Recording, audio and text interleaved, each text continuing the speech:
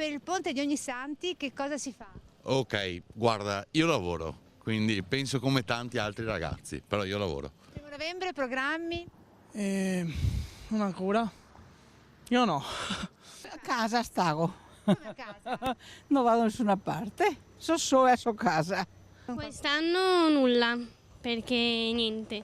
Gli altri anni sì, si andava in giro con famiglia, parenti, amici. Niente, viene mio figlio da Parma a trovarmi, allora sto insieme.